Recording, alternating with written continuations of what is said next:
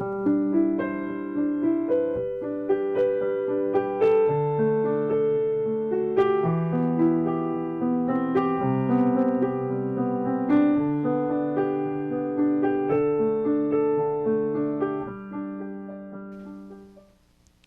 Judith Vorst's book, I'll Fix Anthony,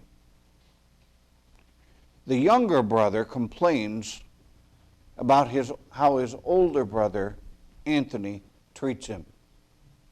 Younger brother is quite young. And the younger brother puts the account like this. My brother Anthony, he can read books now, but he won't read any books to me. He plays checkers with Bruce from his school. But when I want to play, he says, "Go away or I'll clobber you." I let him wear my Snoopy sweatshirt, but he never lets me borrow his plastic sword. Mother says deep down in his heart, Anthony loves me. Anthony says deep down in his heart, he thinks I stink. Mother says deep, deep, deep down in his heart, or he doesn't even know it, Anthony loves me. Anthony says deep, deep, deep down in his heart, he still thinks I stink. But when I'm 6, I'll fix Anthony. When I'm 6, I'll float, but Anthony will sink to the bottom. When I'm 6, I'll dive off the board, but Anthony will change his mind. I'll breathe in and out when I should, but Anthony will only go glug, glug, glug. When I'm 6, my teeth will fall out. I'll put them under the bed. The tooth fairy will take them away and leave me money. Anthony's teeth won't fall out. He'll wiggle and wiggle and wiggle and they won't fall out. I might sell him one of my teeth, but I might not when I'm 6.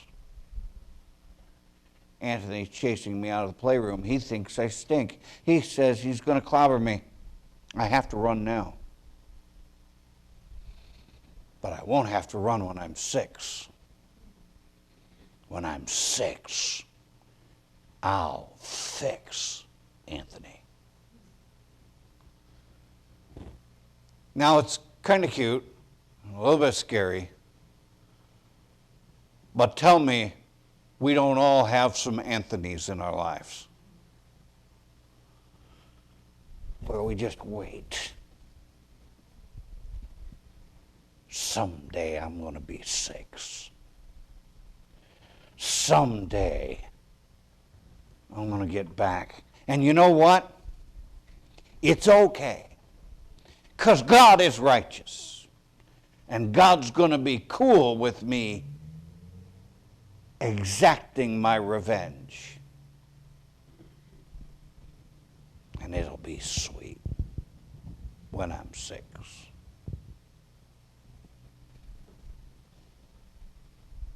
As we continue our series from the inside out, the pursuit of genuine Christianity, we come to the section of Jesus' Sermon on the Mount that focuses on the subject of revenge. Now, it's easy to be righteous on the outside, like the Pharisees and the Sadducees. Like this little boy thinking about Anthony. I'm sure he looked like a cute little kid, but well, let's face it, biblically speaking, he had some pretty dark stuff going on the inside, even though it was kind of cute, and when I'm 6, you know. But when you think about when I'm 6, I'm going to breathe like I'm supposed to, and he's going to go glug, glug, glug. That's probably not a good thing for anybody to be thinking, be it a child or an adult. But that is the stuff of revenge.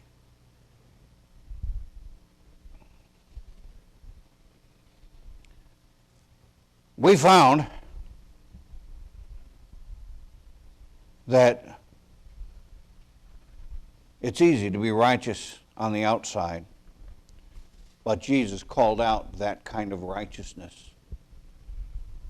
The anchor verse to our whole study for the next few weeks, and the last few weeks, and the next few weeks to come, just when I say unto you, except your righteousness shall exceed the righteousness of the scribes and Pharisees, ye shall in no case enter into the kingdom of heaven.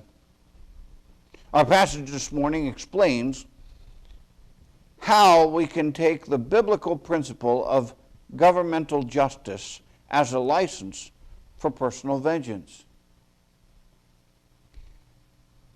We can look at this often quoted and often misunderstood passage, eye for an eye, a tooth for a tooth. And we'll see that Jesus gives us 5 specific commandments to help us discern if our motives are vengeance or justice, to help us to stop resisting. We'll see this in a minute. I want you first to look at these verses 38 and 39, and the first commandment we're going to see is, do not resist evil. Now, I want to tell you, I have had plenty of sleep. This is not a mistype. That is the point. Don't resist evil. Now, you say, wait a minute, Pastor, I'm supposed to resist evil. Jesus says in this passage to not resist evil. And I'll show you what I'm talking about, and it'll make a little more sense when we see it from context and from the Greek, okay? Remember the context here. Ye have heard that it has been said, an eye for an eye, a tooth for a tooth. Did God say that? Yeah.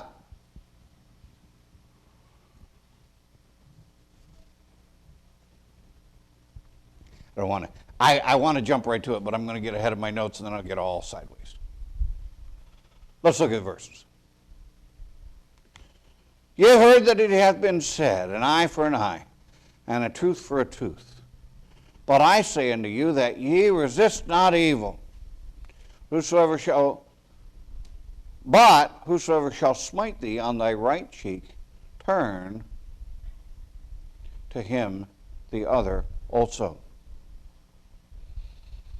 Okay, so to understand this command, but I say unto you that you resist not evil. And by the way, that's a command. I say to you that you resist not evil. To understand that, we need to understand a little bit of context, the Old Testament, and then a little bit of the construction here. All right, you ready? The first thing that we find is the Old Testament law is set up to deal with evildoers. Now, those of you that are going through the Old Testament, if men strive and hurt a woman with child, so that her fruit depart from her, yet no mischief follow, he shall surely be punished according to the woman's husband will lay upon him, and he shall pay as a judgment determined. If any mischief follow, talking about the baby dies, then thou shalt give life for life. Eye for an eye, tooth for tooth, hand for hand, foot for foot, burning for burning, wound for wound, stripe for stripe. The Old Testament law is set up to deal with evildoers. Now, because we could spend lots and lots of time on this, but I want to kind of fly through this. These commandments from Moses are set up for who to follow? The Jews under a what? Okay. Individuals or a group of folks? Group of folks, the nation. These are national laws. You with me? Is this a command to an individual to say, I am going to exact revenge because you poked my eye, I'm going to poke your eye out? This is not an individual command. This is governmental justice. Now, in the New Testament,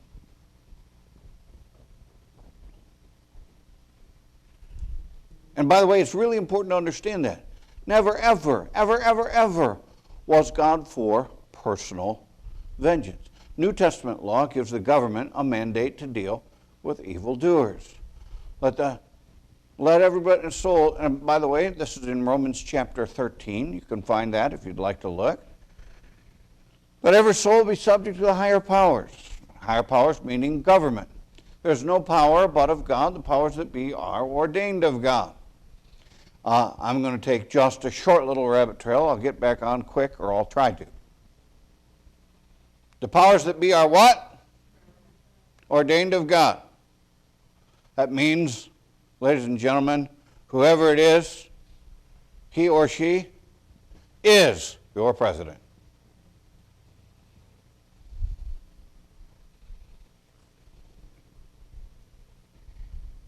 Whosoever therefore resisteth the power, resisteth the ordinance of God, and they that resist shall receive to themselves damnation. For rulers are not terror to good works, but to evil. Wilt thou then not be afraid of the power? Do that which is good, and thou shalt have praise of the same. For he, meaning the government, is the minister of God to thee for good. But if thou do that which is evil, be afraid, for he beareth not the sword in vain. For he is a minister of God, a revenger, to execute wrath upon him that doeth evil. Who is the one given lethal authority? Government, not the individual. Who put the government together? God. All right. But does the Bible say, eye for an eye, tooth for tooth? Yes, it does. Now, what the Pharisees were doing, and what some people do, is they then take that as permission to exact personal vengeance. Here's the problem. Personal vengeance is not your job, and it is a toxic motive. Just like that little boy who was waiting for when he was 6. He had some toxic stuff boiling in there. That eye for eye, tooth for tooth, say, listen, I'm okay. It's all right. I can plan for the demise or the destruction of my enemy because they did that to me. And so whatever it is that I do unto them, they've already done unto me. And God's okay with this. I've actually heard folks say, do unto others as I would have them do unto you. Yeah, you know what? And vengeance is mine, saith the Lord. And you say, yeah, I know, vengeance is mine, saith the Lord, but I am the Lord's servant, and I will exact his will. Oh, no.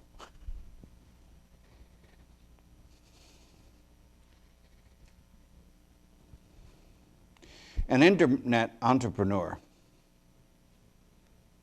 discovered that revenge can be popular. A guy named Matt Carpenter started a website. Anybody ever heard of this? Where patrons can order an envelope with a folded up piece of paper filled with glitter and send it to people that they didn't like. He says that the idea of sending glitter came from a personal experience. Glitter gets everywhere and it never seems to come out, and yet it reminded me of a few relatives over the years who used to send small amounts of glitter with their birthday of Christmas cards, and how it annoyed me. So when Carpenter launched the site, it became so popular that he had to beg people not to, or to stop buying his product because he couldn't keep up.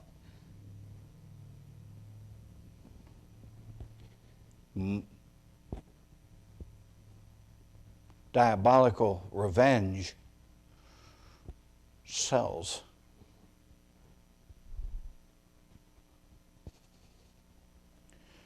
But Jesus commands us not to resist evil.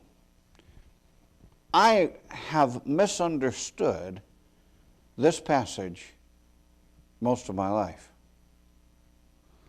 But I say unto you that you resist not evil. I always thought that what it meant was, I say unto you that you're not resisting evil and you need to. But it's not a statement. It's a command. I say unto you that ye resist not evil. Now, how does that work? Am I not supposed to resist the devil and he will flee? Right? So I can think of that.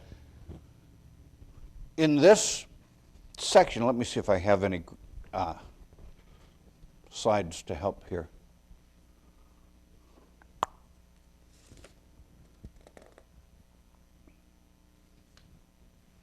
Just this one.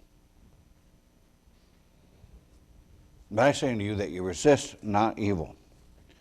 What we're talking about is the Greek word evil is a noun with a definite article. You resist not the evil, and in this context, you could understand it in saying, you resist not the evildoers.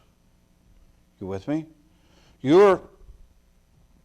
I say to you, resist not evil. Resist not the ones perpetrating this evil. I say unto you that you resist not evil, but instead, and we have the command of what you're supposed to do, resist not evil. Okay. Here's the thing. Somebody is evil. Somebody's trying to do bad to me. What is our natural response? What? Do something bad to them. Is your response to get even? Oh, I didn't mean that. Okay. I didn't mean to single you out like that, I promise. Is our response to get even? Not mine. My response is to get ahead. Now, if you're a fan of any kind of the old school, be it mafia movies or gangster movies or motorcycle gang stories or anything like that, the problem is, once somebody does something bad, you're honor bound to do something bad back, and probably a little more.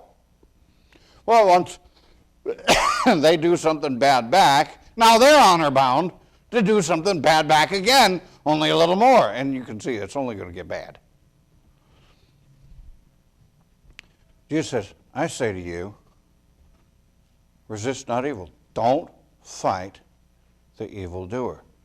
That's not, now in our context, that's not your job. Well, wait a minute. I need to make sure justice happens. No. God needs to make sure justice happens. Amen? See, this is the part where we line up and we let God do what God does, and we do what we're supposed to do. Well, I don't think it's fair. You don't need to think it's fair. He doesn't deserve that, yeah, and you don't deserve what you got either.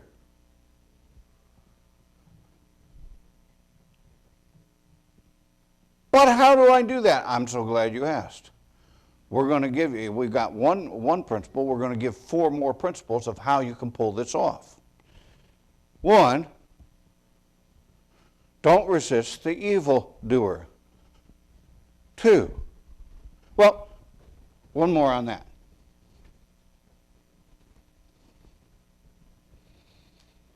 An Armenian nurse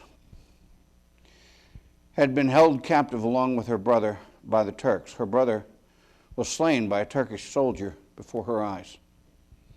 Somehow she escaped and later became a nurse in a military hospital. One day she was stunned to find that the same man who had killed her brother had been captured and brought wounded to the hospital where she worked. Something within her cried, "Vengeance!" But a stronger voice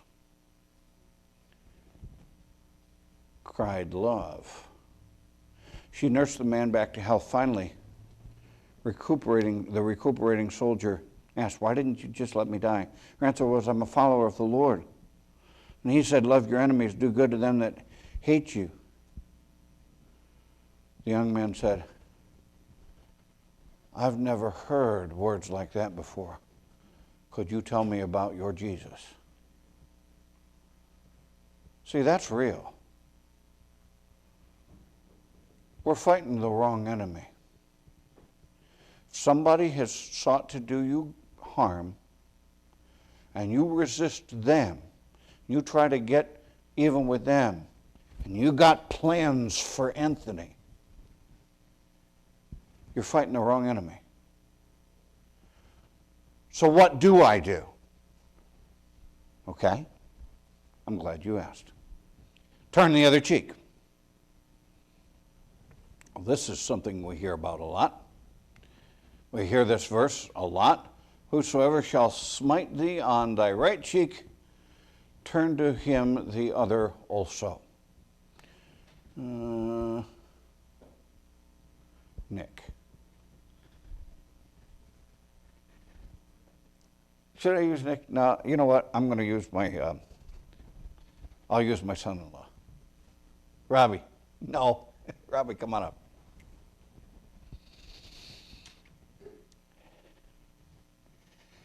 Now, God's word is perfect, right? Okay. Where does it say that somebody is going to hit you? On your right cheek. Now, you are. No, I'm not going to hit you. Okay. You're right-handed. Stick your right hand out. Okay. Now you're going to hit my right cheek. How would you have to hit me? Yeah. Thank you. Okay, good.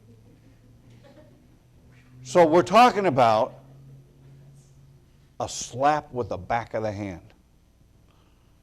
Is that going to knock anybody out? Is that going to ruin anybody's health? Not immediately. But what is it above everything? Huh? It is an insult to my pride and my character, and in this case, my pride and my character as a man. How dare you? We today would use terms like, you're going to step up to me? So, the idea is to offer your left, or your other cheek, your left cheek, is to say, okay, I'm going to stay there, I'm not going to pay back, and I'm going to be vulnerable. I got the backhand, now I can be vulnerable for something that could do some serious damage. Why? Because I'm not about payback. That's not justice. No, you don't have to worry about justice. God can do justice. Amen? If you just got backhanded, God saw it. He recorded it. The evidence is in his courtroom. He will deal with that. But that's not yours to deal with. So, turn the other cheek.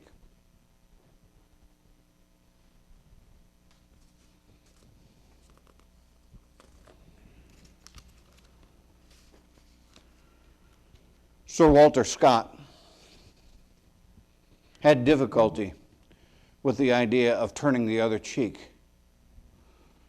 But Jesus' words took on a special meaning one day when Scott threw a rock at a stray dog just to chase it away.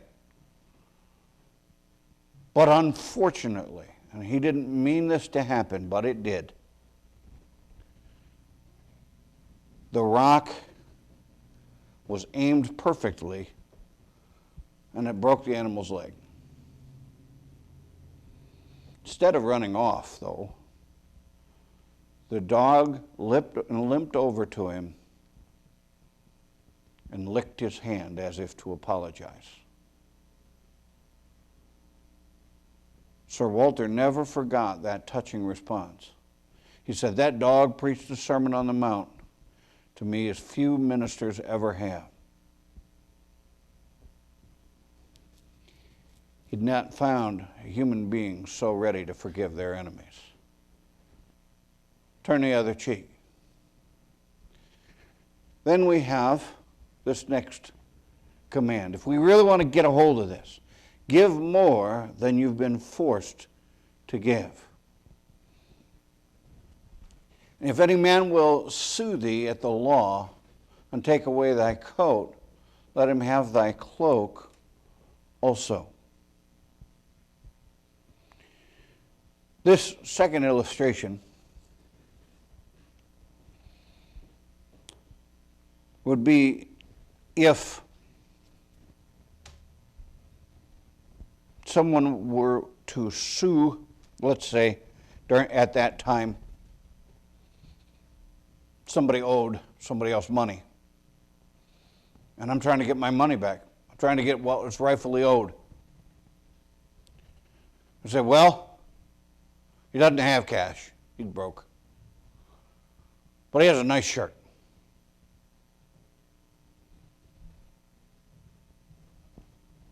Court says, you got to give him the shirt off your back. Okay, really like this shirt, but I owe the guy the money. It's fair. It's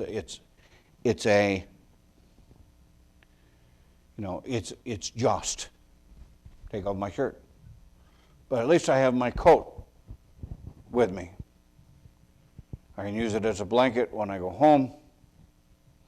I can cover up the fact that I don't have a shirt anymore.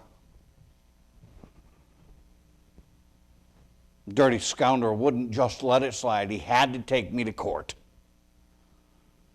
And they found in his favor. Well, he's not getting any more. Scoundrel that he is.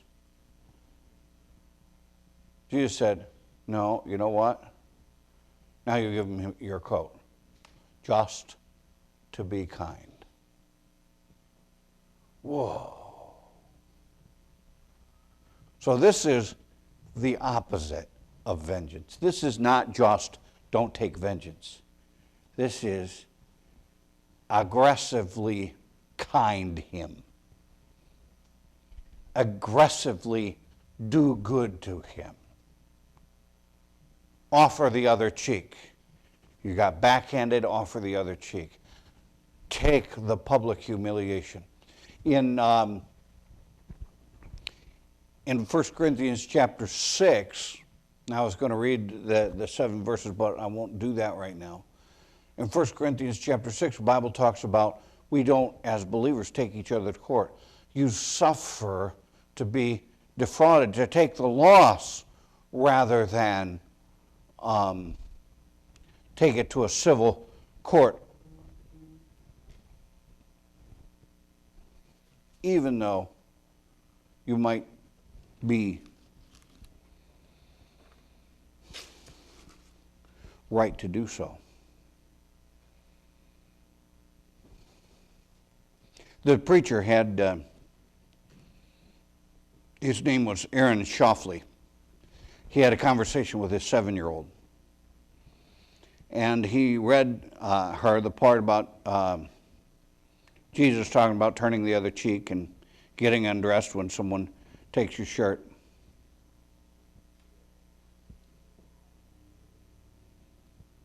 She looked, really?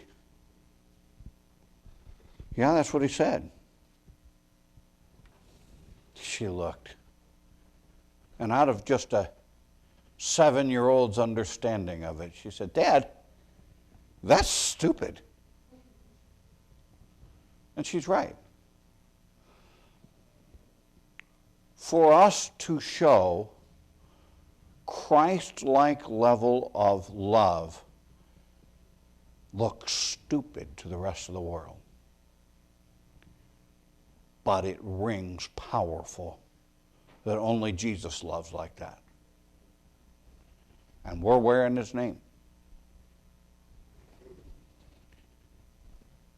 So let me go with one more here, or another one.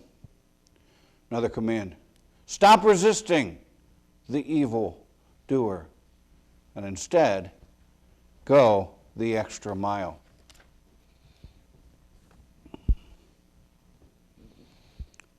Whosoever shall compel thee to go a mile, go with him twain. What does that mean? Well, the illustration is really powerful. It's from a military word, arganuo. It's a rare term, only used 2 times. Now, in the New Testament, it used to be that the Roman soldiers had the right to compel someone against their will to do whatever it is that they needed because they were the Roman soldier. They were the guy in charge, and so if I have something to do, it's important. The same word was used with Simon of Cyrene. Remember when Jesus was having a hard time carrying the cross, and they compelled him to carry that cross. That's what we're talking about. The Roman soldiers said, do it, it's your job now because I said so. So what would happen a lot of times, it started off where they would want a beast of burden, and so they would compel you to give up your beast of burden for a period of time, your mule or whatever, so you could carry some stuff. And later, the Romans started using it for everything. Carry my weapons. Give me food. Walk with me and keep me company. Whatever it was, whatever they said to do, you had to do it. Jesus said, you know what? When your Roman oppressor says, you're going to walk with me a mile. After that mile, and they had the mile posts on the road back then, believe that or not, they actually had big rocks that were carved, and each mile there was a mile post. So you could measure that. Okay, I'm done. You told me walk a mile, I did it. Jesus says, once you're done with whatever you were compelled to do another one. Out of love and compassion for your, get it, oppressor. You say, well, Pastor, what does that mean? We don't have any oppressors today. Do you ever have an unfair boss that tells you to do unfair things? So you do it, and then you do the extra. Just because you're being kind. They could take advantage, sure they could. But you're demonstrating whose you are and whose you are not. One more command. tied right into this whole paragraph.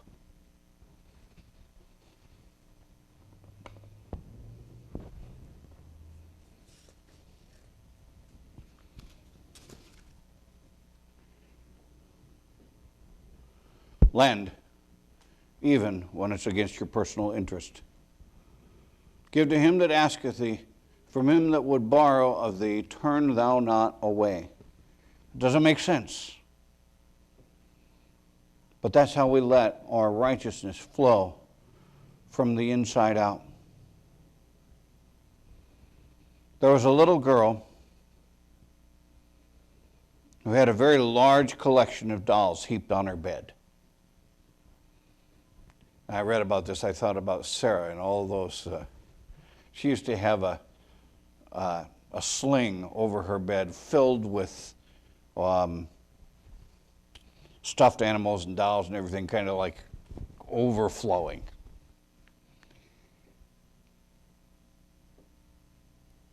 And a guest was in her room one day and said, "Do you love dolls?" With a tender, loving voice, she spread the whole collection out for the guest to inspect and said, "Well, which one do you love the most?" And she hesitated. And then she said, "Well, promise not to laugh if I tell you." He promised. She picked a ragged doll with a broken nose. The hair had come out mostly off, and one arm and one leg was missing. And she said, "This one." "Why?" the visitor asked.